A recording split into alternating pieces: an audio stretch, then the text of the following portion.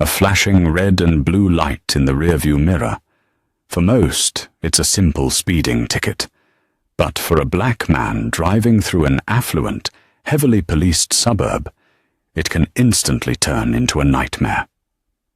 When an arrogant, prejudiced patrolman pulled over a quiet, well-dressed driver on a rainy Tuesday night, he thought he'd caught an easy target.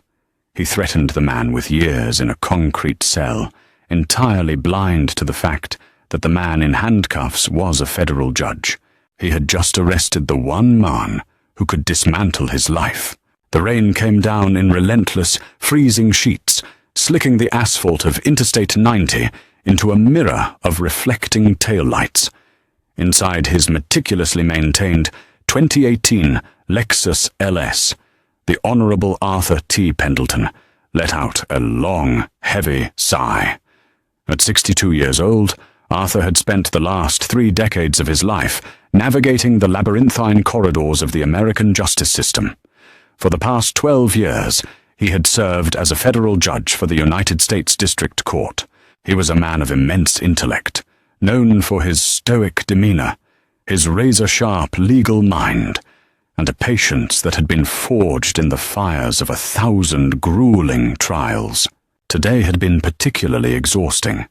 He had spent 9 hours presiding over a complex corporate malfeasance case, passing through thousands of pages of financial jargon.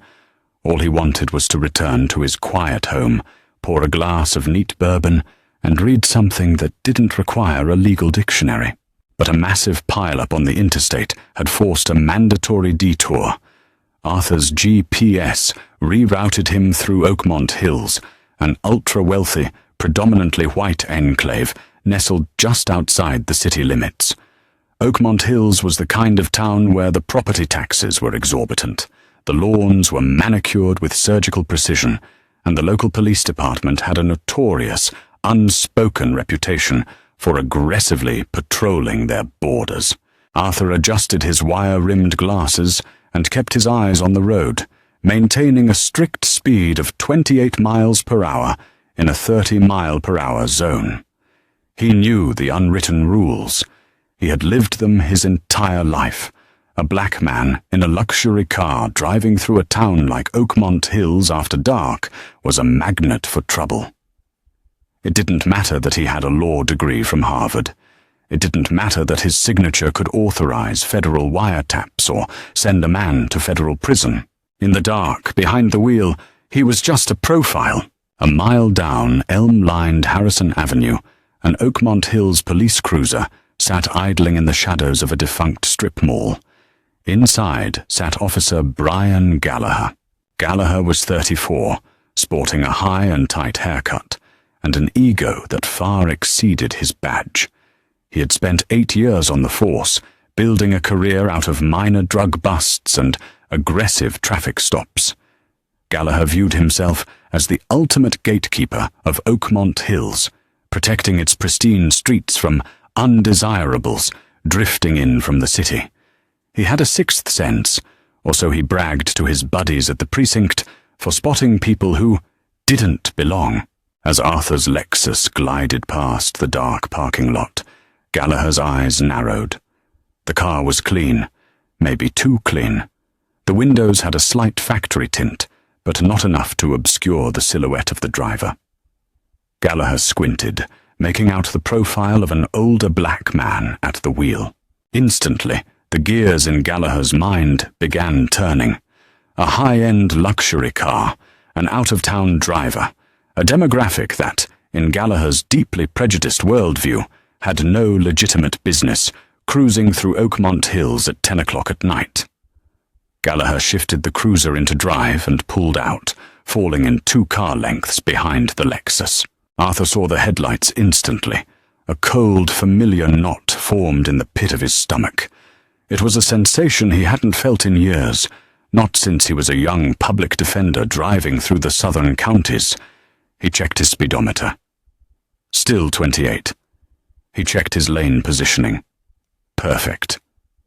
He signaled well in advance before making a slow, deliberate right turn onto Maple Drive, a winding residential street that the GPS insisted led back to the main highway. Gallagher followed. "Let's see what you do," Gallagher muttered to himself, his fingers drumming on the steering wheel. He watched the Lexus intently, waiting for the slightest infraction. A tire touching the yellow line, a failure to signal a full 100 feet before a turn. A rolling stop. But Arthur drove flawlessly. Frustrated, Gallagher decided he didn't need a real reason. He just needed a pretext. "Dispatch, this is Unit 4. Gallagher keyed his radio. "I'm initiating a traffic stop on a black Lexus sedan, late model, Illinois plates, suspicious vehicle, possible window tint violation, and failure to maintain lane." "Copy, Unit 4, the dispatcher crackled back. Gallagher reached up and flicked the switch. The night exploded in blinding red and blue. Inside the Lexus, Arthur Pendleton let out a slow, quiet breath. He pulled over immediately, maneuvering the heavy car safely onto the shoulder beneath a flickering street lamp. He shifted the car into park, turned off the engine, and rolled down his window. Then, acting on a lifetime of ingrained survival instincts, he placed both hands flat on the top of the steering wheel, right at 10 and 2, and waited. The rain drummed heavily against the roof of the Lexus. In his side mirror, Arthur watched Officer Gallagher step out of the cruiser. The officer took his time, adjusting his duty belt, shining a high-powered tactical flashlight directly into Arthur's side mirror to blind him, before beginning the slow, deliberate walk toward the driver's side door. As Gallagher approached, he instinctively unclipped the retention strap on his holster. It was an intimidation tactic, pure and simple. "Evening," Gallagher said, his voice flat, his tone dripping with an unearned authority. He kept the flashlight beam aimed directly into Arthur's eyes, refusing to let the older man see his face clearly. "Good evening, officer," Arthur replied. His voice was a rich, deep baritone, entirely calm and devoid of the nervous flutter most citizens exhibited during a traffic stop. Arthur had stared down cartel bosses and corrupt politicians in his courtroom. A local patrolman's aggressive posturing was practically amateur hour. "Do you know why I pulled you over tonight?" Gallagher asked, leaning slightly closer to the window, his eyes aggressively sweeping the immaculate interior of the Lexus. "I confess, I do not," Arthur said smoothly. "I was driving under the speed limit. My registration is current, and my vehicle is in complete working order." "Perhaps you could enlighten me." Gallagher's jaw tightened. He didn't like the way this man spoke. He didn't like the vocabulary, the lack of fear, the quiet dignity. To a man like Gallagher, a citizen's dignity felt like defiance. "You swerved back there," Gallagher lied without a second thought. "Failure to maintain your lane. Plus, your window tint looks illegally dark. Where are you headed tonight, buddy?" The word buddy hung in the air, a deliberate microaggression meant to strip away respect. "I am heading home, officer," Arthur replied, choosing to ignore the fabricated traffic violations for the moment. "The interstate was backed up due to a collision, and my navigation system routed me through Oakmont Hills. I am simply passing through." "Passing through," Gallagher repeated, skeptically. He shone the light into the back seat, looking for anything, a duffel bag, a stray wrapper, a scent that he could use as probable cause. There was nothing but a leather briefcase, sitting neatly on the passenger seat. "Whose car is this?" "It is my vehicle, officer." "You got a license and registration?" Gallagher demanded, his tone hardening. "I do. My license is in my wallet, which is in my left interior jacket pocket. My registration is in the glove compartment. With your permission, I will reach for them now." Gallagher paused, slightly thrown by the hyper-compliant, procedural way Arthur spoke. It aggravated him further. "Just get the license. Keep your hands where I can see them." Arthur slowly reached into his tailored charcoal suit jacket, retrieved his wallet, and extracted his driver's license. He handed it through the window. Gallagher snatched it, shining his light onto the plastic. Arthur Pendleton, Gallagher read aloud. He looked from the ID to Arthur's face. You live in the city. Long way from home, Arthur. As I explained, I was rerouted. Yeah, I heard your story. Gallagher sneered. What do you do for work, Art? Arthur's eyes narrowed fractionally. Art. He had tolerated the baseless stop. He had tolerated the lie about the swerving, but the officer's rapid descent into outright disrespect was testing his legendary patience. Yet Arthur knew the law. He knew that the side of the road was not a courtroom, and arguing with a man holding a gun and a badge was a fool's errand. I work in the legal profession, officer, Arthur answered carefully. He had no desire to pull rank. He abhorred the idea of flashing his federal credentials to get out of a traffic stop. He firmly believed the law should apply equally to everyone, whether they were a janitor or a federal judge. If this officer was harassing him, he wanted to experience exactly what any other black man in his position would experience, without the magic shield of his title. Legal profession, Gallagher scoffed. What, you a paralegal? A clerk? I am employed by the federal government. Gallagher laughed, a short, bitter sound. Right, listen to me carefully. I've got a rash of burglaries in this neighborhood. High-end stuff. Guys coming in from the city, driving fancy cars they probably can't afford, casing the houses. You fit the description. Arthur stared at him. Officer, I am 62 years old. I am wearing a custom-tailored suit. Does it appear to you that I am casing homes in a rainstorm? Don't get smart with me, boy, Gallagher snapped, his temper flaring. The racial slur, thinly veiled but unmistakably present in its tone, struck the air like a physical blow. Arthur's expression went entirely cold. The grandfatherly warmth vanished, replaced by the terrifying, statuesque stillness that usually preceded his most devastating courtroom rulings. I highly suggest you reconsider your tone, officer, Arthur said, his voice dropping an octave, radiating an absolute, freezing authority. And I suggest you run my license, issue a citation if you truly believe I committed a traffic infraction, and allow me to go on my way. You have no reasonable, articulable suspicion to detain me any further. Gallagher stepped back, genuinely shocked by the command in Arthur's voice. But shock quickly gave way to blinding fury. Who the hell did this guy think he was? In Oakmont Hills, nobody spoke to Brian Gallagher like that, especially not a black man pulled over in the dead of night. Step out of the car, Gallagher ordered, dropping his hand firmly onto the grip of his service weapon. On what legal grounds? Arthur asked calmly, his hands remaining locked on the steering wheel.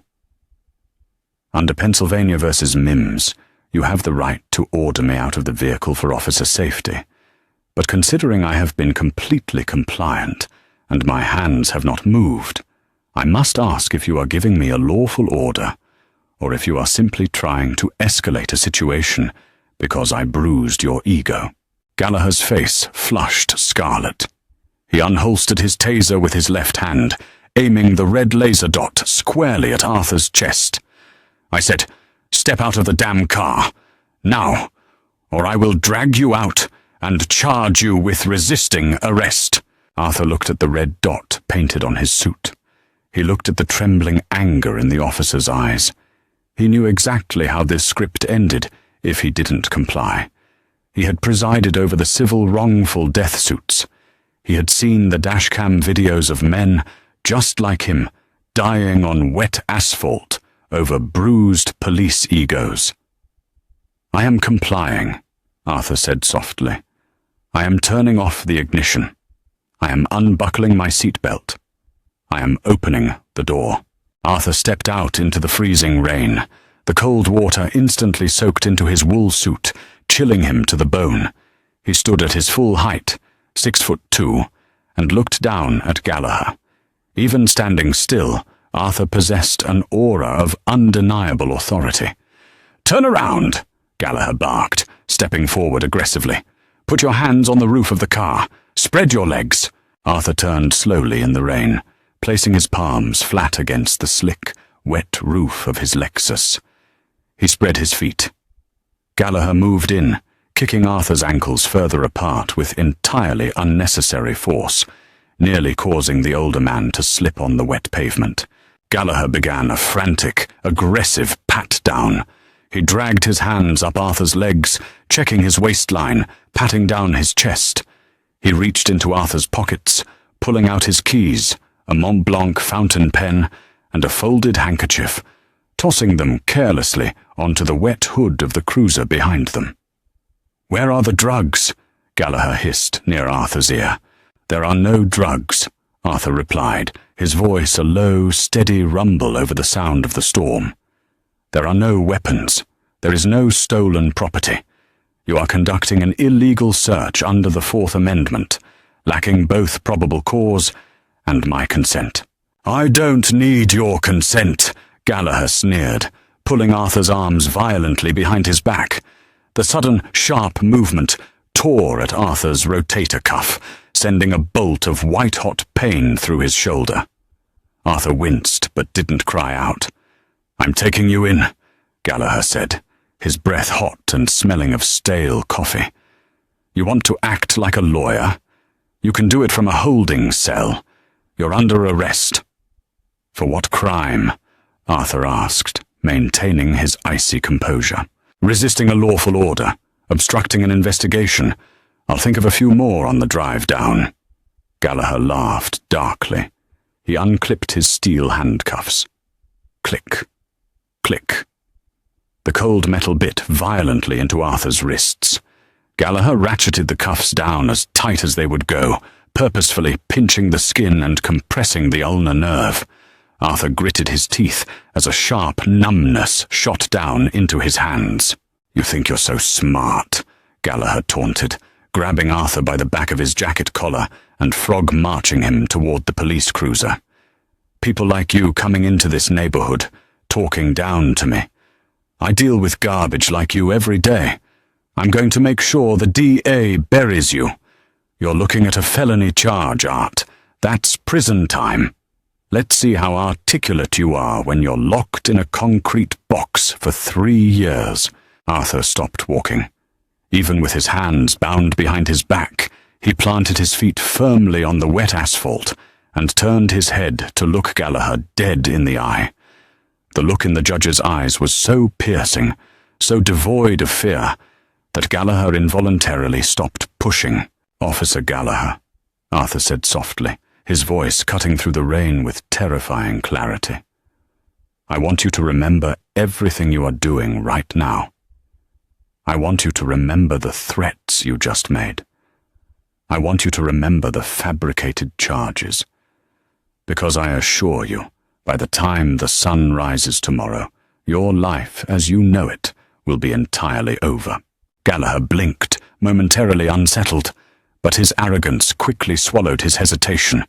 He shoved Arthur hard against the side of the cruiser. "Is that a threat?" Gallagher yelled. "You threatening a police officer? Add that to the list, buddy. Get in the car." Gallagher opened the rear door of the cruiser and forcefully pushed Arthur inside. Because Arthur was tall, his head hit the doorframe hard as he was shoved downward. He collapsed onto the hard plastic back seat, his bound arms twisted painfully beneath him. The door slammed shut with a deafening metallic thud. In the dark, claustrophobic rear of the squad car, smelling of disinfectant and stale sweat, Arthur struggled to sit upright. His wrists were bleeding slightly from the tight steel, his tailored suit was ruined, and his head throbbed from striking the doorframe. Through the plexiglass partition, he watched Gallagher walk back to the Lexus. The officer grabbed Arthur's expensive leather briefcase from the passenger seat, tossed it carelessly into the front of the cruiser, and slammed the door. He didn't even bother to secure the Lexus. He just left it sitting on the side of the road with the flashers on. Gallagher got into the driver's seat, dripping wet, and put the car in gear. He looked at Arthur in the rearview mirror, a smug, victorious grin plastered across his face. "You're done, old man," Gallagher said. Next stop, county lockup.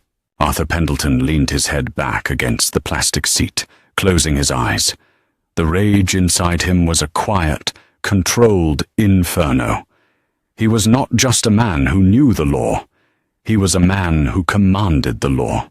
He had dedicated his life to the pursuit of justice, to ensuring that the power of the state was wielded fairly. And now he was sitting in the back of a police car, a victim of the exact systemic rot he fought against every day. He didn't say another word. He didn't scream. He didn't beg. He didn't reveal his identity. He simply sat in the darkness, letting the rhythmic sweep of the windshield wipers count down the final minutes of Officer Brian Gallagher's career. Gallagher had no idea.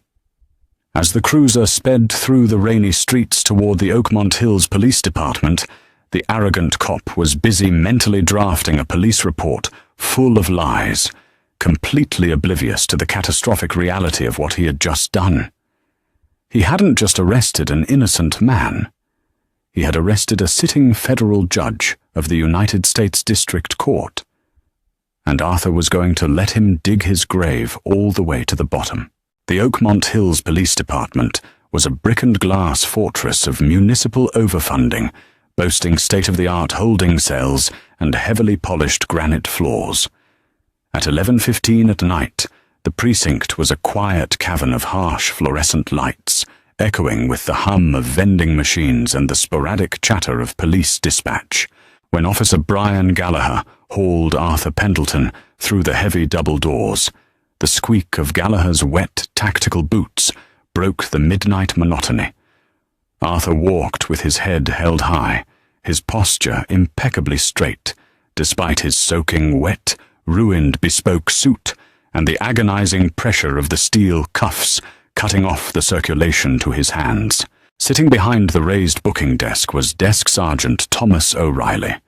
O'Reilly was 58, a heavy-set, world-weary veteran of the force who was just 2 years away from a comfortable pension.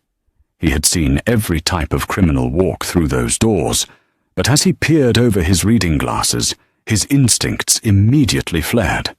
The man Gallagher was shoving toward the desk didn't look like a burglar. He didn't look like a vagrant or a drug dealer. He looked like a CEO who had been caught in a shipwreck. "What do we have, Gallagher?" O'Reilly grunted, reaching for a blank intake form. "Got a live one tonight, Sarge," Gallagher boasted, loudly enough for the 2 younger officers in the adjacent squad room to hear. He shoved Arthur roughly against the booking counter, caught him prowling through the Maple Drive sector, refused a lawful order, resisted arrest, obstructed my investigation. Probably casing the neighborhood for the burglary ring. "I want him in holding while I write up the felonies." O'Reilly looked at Arthur. He noticed the blood trickling down Arthur's left wrist, mixing with the rainwater. He noticed the calm, unnervingly steady gaze of the suspect. "Name?" O'Reilly asked. "Arthur Pendleton," Arthur replied, his voice a calm, deep resonance that seemed entirely out of place in a booking room. O'Reilly paused. The name sounded vaguely familiar, but he couldn't place it. "Okay, Arthur. Turn around. Let's get those cuffs off for the search." Gallagher unclipped his keys, grinning. "Don't let him fool you, Sarge. He's a talker. Thinks he's a lawyer or something." Gallagher unlocked the cuffs. Arthur brought his hands forward slowly, wincing as the blood rushed back into his severely bruised wrists. He didn't rub them. He simply placed his hands flat on the booking counter, turning his penetrating gaze to O'Reilly.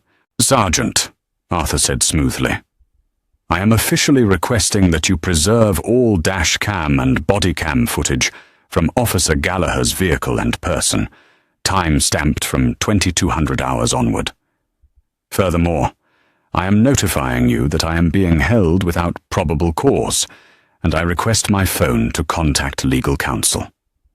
Gallagher let out a barking laugh. "Listen to this guy. Thinks he's on television. Dump your pockets, Art." Arthur ignored Gallagher entirely, keeping his eyes locked on O'Reilly.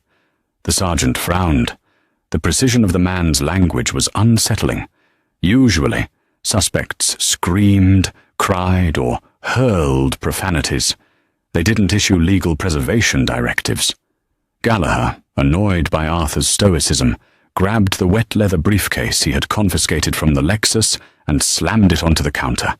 He then tossed Arthur's wallet, keys, and fountain pen next to it. "Here's his property," Gallagher said. "I'm going to go get some dry clothes from my locker and start the paperwork. Put him in cell 2. Don't let him make a call until I say so." "You know that's not how it works, Brian," O'Reilly sighed, rubbing his temples. "He gets a call." "After booking?" Gallagher shot back, turning on his heel and swaggering down the hallway toward the locker room, entirely confident that he was the king of the castle. Left alone at the desk with Arthur, O'Reilly pulled on a pair of blue latex nitrile gloves to begin the mandatory property inventory. "All right, Mr. Pendleton, I have to inventory your belongings before I can put you in a cell. Any weapons, needles, or contraband in this bag?" "None," Arthur said quietly, "though I strongly advise you to pay close attention to the contents of that wallet and briefcase, Sergeant." O'Reilly gave him a weary look. "Right." The sergeant picked up the soaked leather wallet. He opened it, pulling out the soggy driver's license. Arthur T. Pendleton. He wrote it down. He pulled out 3 crisp $100 bills, a platinum American Express card, and a health insurance card. Standard items. Then O'Reilly reached into the back compartment of the wallet. His fingers brushed against something heavy, made of thick embossed leather. He pulled it out. It was a trifold credential case. O'Reilly flipped it open. The overhead fluorescent light caught the gleam of a solid gold shield. Underneath the shield, sealed in tamper-proof government laminate, was an identification card bearing the seal of the United States Department of Justice. The text was printed in bold, undeniable letters. United States District Court, the Honorable Arthur T. Pendleton, Article 3. Judge Hawk. O'Reilly stopped breathing. The air in the booking room seemed to instantly evaporate. The sergeant's eyes darted from the golden seal to the ID photo, and then slowly up to the towering, quiet black man standing on the other side of the counter. "Oh, sweet Jesus," O'Reilly whispered, his face draining of all color. Arthur did not blink. "If you open the briefcase, Sergeant, you will find the sentencing guidelines for United States versus the Van Comp Corporation. A multi-million-dollar federal embezzlement case I am presiding over tomorrow morning at 9 o'clock. Documents that Officer Gallagher has now unlawfully seized." O'Reilly's hands were shaking so violently that he dropped the credential case onto the desk. He felt a cold sweat break out across his neck. He had been a cop for 30 years. He knew the hierarchy of power.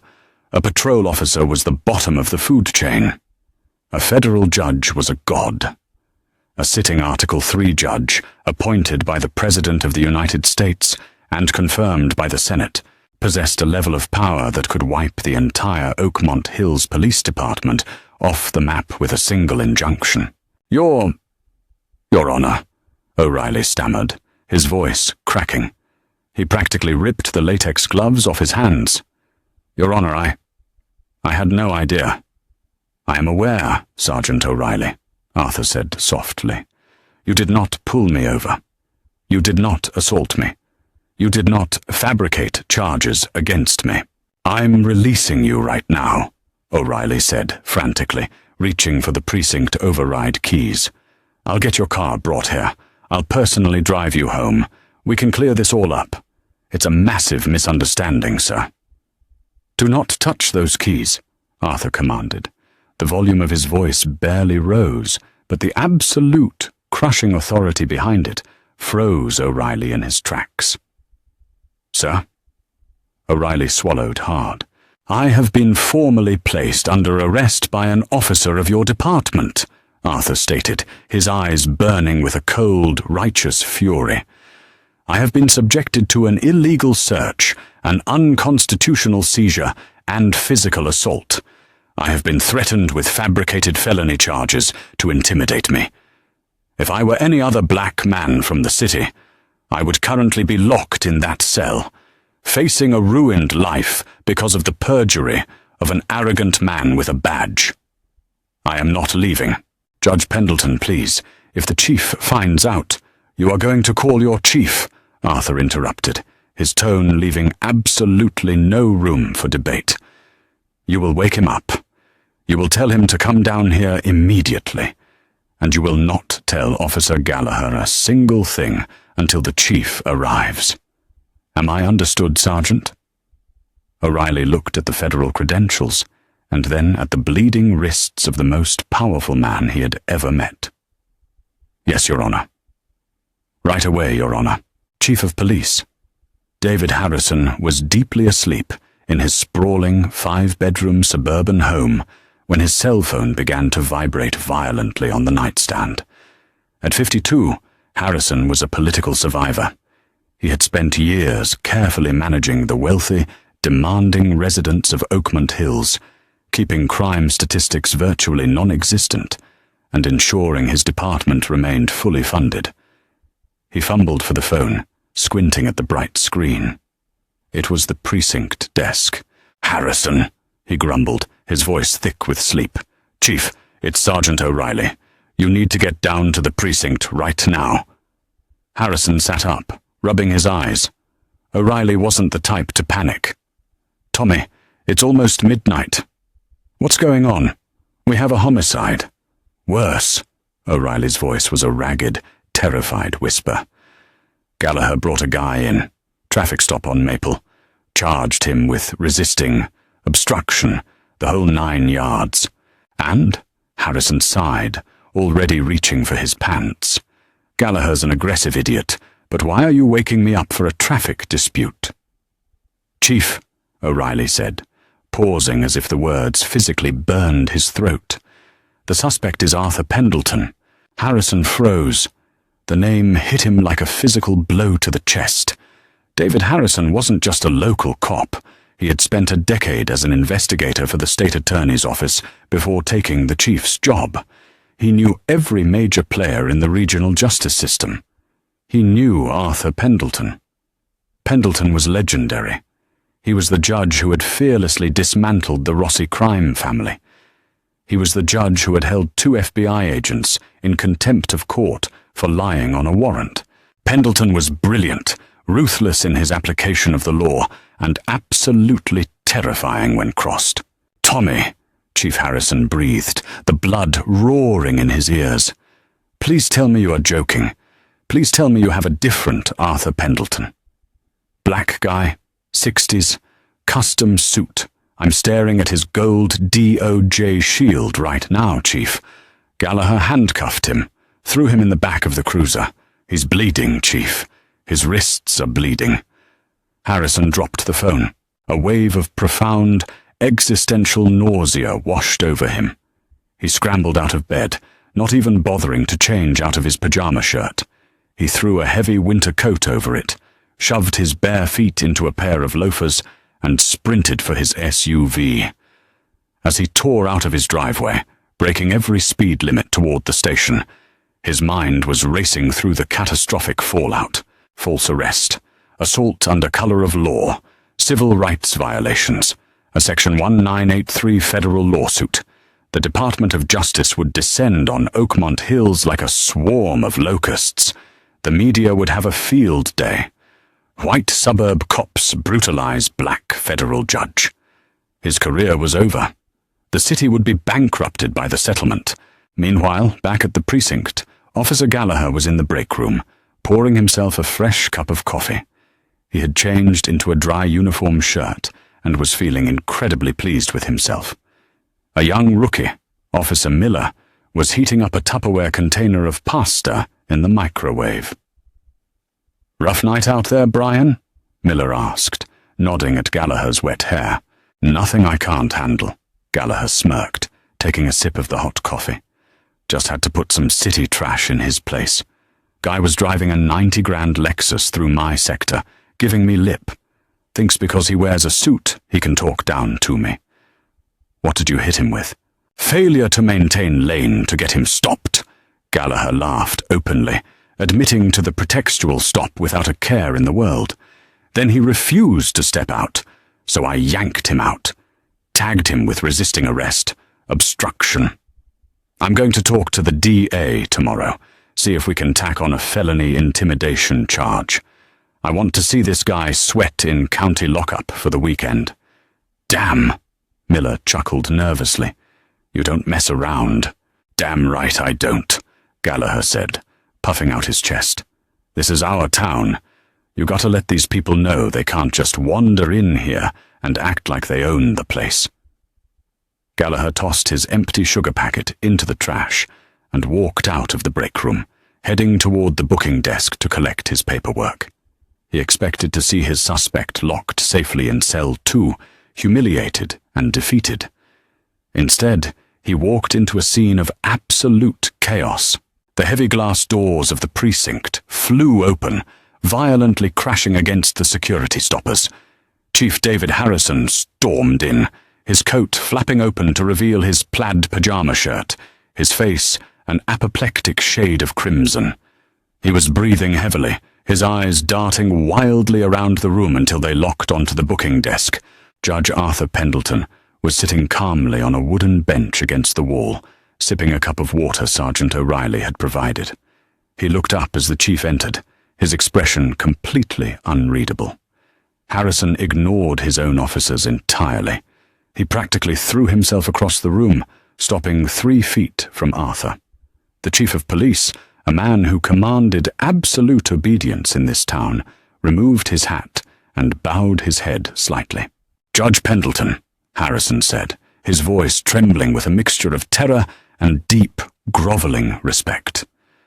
Your Honor, I cannot begin to apologize. I am profoundly, deeply sorry. This is a catastrophic failure of my department. Gallagher, who had just stepped into the hallway, froze. The coffee cup slipped from his fingers, hitting the floor and shattering, splashing hot brown liquid across the polished granite. Judge? Your Honor? The words echoed in Gallagher's brain, refusing to compute. He stared at the old black man he had just threatened with prison time. He remembered the man's calm demeanor. He remembered the warnings. I want you to remember the threats you just made.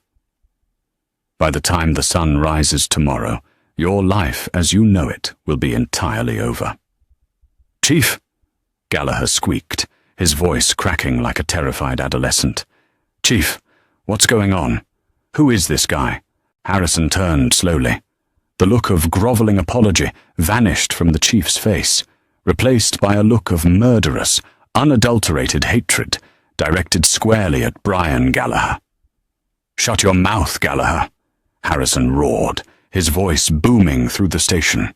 Do not say another word. Stand against that wall and do not move a single muscle. Harrison turned back to Arthur, visibly sweating. Your Honor, I will personally drive you home. We will drop all charges immediately. There will be no record of this. And I assure you, Officer Gallagher will be severely disciplined. He will be suspended without pay, pending an internal review. Arthur placed his plastic water cup gently onto the bench. He stood up slowly, towering over the chief of police.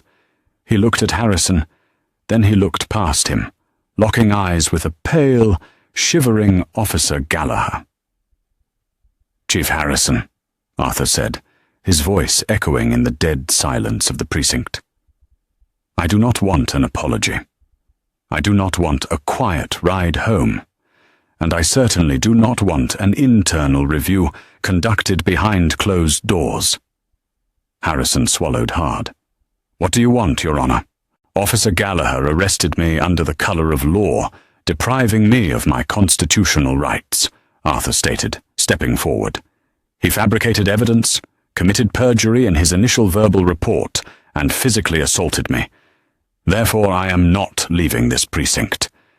Instead, I suggest you call the local field office. I want Special Agent in Charge Gregory Walsh of the FBI down here, immediately, to open a federal civil rights investigation. And until he arrives, I want Officer Gallagher's badge and service weapon placed on this desk." Arthur's eyes drifted back to Gallagher, cold and unrelenting. "Because," Arthur finished, "Officer Gallagher is no longer a police officer. He is a federal suspect." The silence in the precinct was deafening, heavy and suffocating like the calm eye of a hurricane. Chief David Harrison stood frozen, the color completely drained from his face. He looked at Arthur Pendleton, standing tall and resolute, and then turned his gaze to Officer Brian Gallagher. Gallagher was trembling. The bravado that had fueled his entire adult life, the badge, the gun, the power to ruin lives on a whim, was vaporizing before his eyes. "Chief," Gallagher pleaded, his voice a pathetic, reedy whine. "Chief, you can't be serious. He was swerving. He refused a lawful order. You're going to take the word of a suspect over your own officer?" "Shut your damn mouth, Brian," Harrison hissed, stepping toward the younger officer. The instinct for self-preservation had fully overridden any sense of loyalty Harrison had to his department. He knew that if he did not comply with Arthur's exact demands, he would be indicted right alongside Gallagher for a conspiracy to cover up a federal crime. "Hand over your weapon. Unclip the duty belt. Now." "Chief, please, do it," Harrison roared, the sound echoing off the polished granite floors. Shaking uncontrollably, Gallagher fumbled with the thick, black, plastic buckle of his duty belt. His fingers lacked their usual dexterity. Finally the buckle gave way, and the heavy belt, carrying his Glock 19, his taser, his cuffs, and his radio, slid from his waist and hit the floor with a loud metallic clatter. He unpinned his silver Oakmont Hills badge from his chest, his hand hovering in the air for a moment before he dropped it onto the booking desk, right next to Arthur's gold Department of Justice shield. "Go sit in the interrogation room," Harrison ordered, pointing a trembling finger down the hall. "Do not touch your phone. Do not speak to anyone." As Gallagher shuffled away, a hollow shell of the tyrant he had been an hour prior, Harrison turned back to Arthur. "Your Honor, I will make the call to the field office immediately. For the next 90 minutes, the Oakmont Hills Police Department felt like a morgue." Arthur sat patiently on the wooden bench, having finally accepted a clean, dry towel from a terrified Officer Miller to drape over his soaking shoulders. He didn't pace. He didn't speak. He simply waited, his presence acting as an oppressive weight on every cop in the building. At exactly 1:15 a.m., the glass doors of the precinct slid open, and the atmosphere in the room violently shifted. 4 men in dark suits walked in, led by Special Agent in Charge Gregory Walsh. Walsh was a towering, broad-shouldered man with close-cropped silver hair and the grim, unyielding demeanor of a man who had spent 20 years dismantling organized crime syndicates and corrupt politicians. Following closely behind him were 3 armed federal agents wearing tactical vests emblazoned with the bright yellow letters, FBI. Walsh bypassed the booking desk entirely, his eyes locking onto Arthur. A look of deep, genuine concern crossed the veteran agent's face. He had worked with Judge Pendleton for years, securing warrants and testifying in his courtroom. "Arthur," Walsh said, extending a hand. "Are you all right?" "I am bruised, Agent Walsh, but I am unharmed," Arthur replied, shaking the man's hand firmly. "Thank you for coming so quickly." Walsh's eyes dropped to Arthur's wrists. The deep purple contusions and the dried blood where the handcuffs had bitten into the skin were impossible to miss. Walsh's jaw tightened into a hard, unforgiving line. He turned slowly to face Chief Harrison. "Chief Harrison," Walsh said, his voice deceptively quiet. "I am officially taking jurisdiction of this precinct.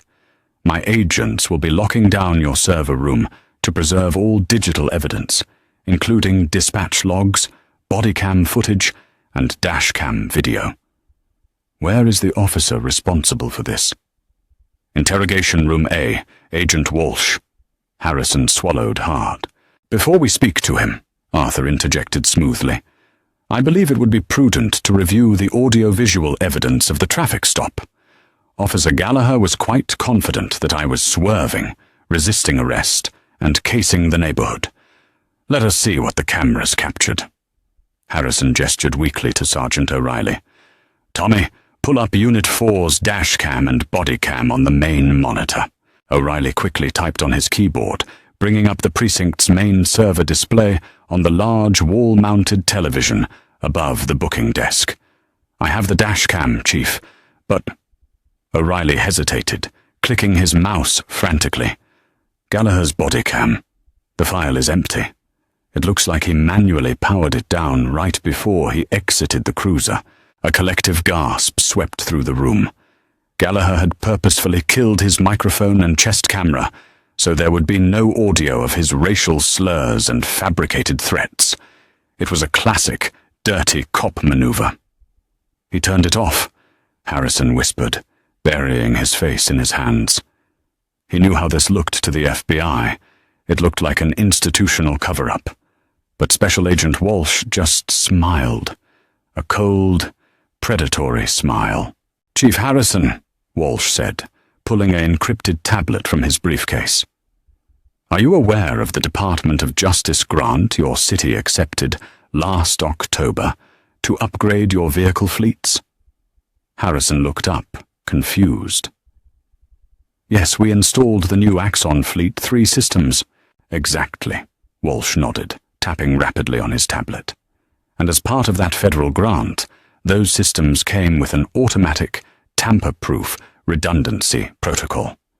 The moment Officer Gallagher activated his overhead light bar, the dual microphone array inside the cruiser began recording. It syncs with the officer's lapel mic via Bluetooth. Even if he powers down his primary chest camera, the cruiser's system continues recording raw audio, uploading it directly to an encrypted cloud server that your local IT department cannot access, nor can they delete it. Walsh looked at Arthur. With your permission, Your Honor. Proceed, Arthur said. Walsh connected his tablet to the wall monitor. The screen flickered, showing the high-definition, wide-angle view from Gallagher's dashboard. The rain was lashing against the windshield. The black Lexus was pulled over perfectly on the shoulder. Then, the audio kicked in. It was crystal clear. The entire precinct stood in dead silence as the true events of the night echoed through the room. They heard Arthur's calm, perfectly polite, legally sound responses, and they heard Gallagher's vile escalation. Don't get smart with me, boy. The racial slur hung in the air like toxic smoke. Chief Harrison closed his eyes, physically sickened. I'm going to make sure the DA buries you. You're looking at a felony charge, Art. That's prison time. Let's see how articulate you are when you're locked in a concrete box for 3 years. The recording ended with the deafening thud of Gallagher slamming Arthur's head into the doorframe of the cruiser. Agent Walsh disconnected the tablet and handed it to one of his agents. Agent Miller, go to Interrogation Room A. Place Brian Gallagher under federal arrest for deprivation of rights under color of law, 18 U.S.C., Section 242. Read him his Miranda rights. If he speaks, document it. If he resists, you have my full authorization to use force.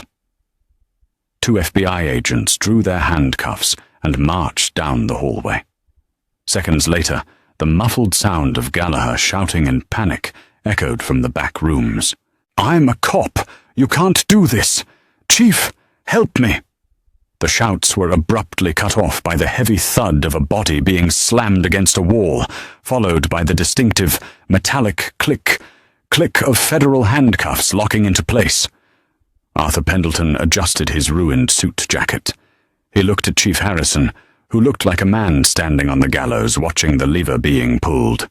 Chief Harrison, Arthur said, his voice devoid of anger, replaced only by a cold, clinical certainty. You run a department where an officer felt entirely comfortable turning off his camera, fabricating multiple felony charges, and assaulting a compliant citizen in the street, simply because he believed his badge granted him absolute immunity. Tomorrow morning, I am calling the Attorney General. The Oakmont Hills Police Department is going to be placed under a federal consent decree. Every arrest Officer Gallagher has made in the past 5 years will be audited, and you will be answering to a federal grand jury regarding your department's training and oversight. Arthur turned to Agent Walsh. Gregory, I am going home now. I have an agent outside with your keys, Arthur, Walsh said softly. He will drive your car to your house. You ride with me. As Arthur walked out of the precinct, the red and blue lights of the FBI vehicles reflecting off the wet pavement, he didn't look back. Inside, Brian Gallagher was being dragged out in chains, finally experiencing the terrifying, inescapable weight of the justice system he had so eagerly weaponized against others. The fallout was catastrophic, immediate, and heavily publicized. By sunrise, the story had broken. Major news networks ran the headline on a continuous loop. Racist suburban cop arrests black federal judge. FBI takes over precinct. The dashcam audio, leaked inevitably to the press, played on every radio station and morning show in the country. The public outrage was a tidal wave. Mayor Richard Bennett of Oakmont Hills held an emergency press conference the next afternoon, visibly sweating under the harsh camera lights. He announced the immediate, forced resignation of Chief David Harrison and welcomed the Department of Justice's civil rights investigation with open arms and full transparency. It was a desperate attempt to save the city from the inevitable multi-million-dollar lawsuits that were already piling up. But the true drama unfolded 6 months later, inside the soaring, mahogany-paneled walls of the United States District Courthouse, the very building where Arthur Pendleton reigned supreme. Brian Gallagher's trial was swift and brutal. Stripped of his badge, his union backing, and his unearned swagger, Gallagher sat at the defense table looking small, pale, and terrified.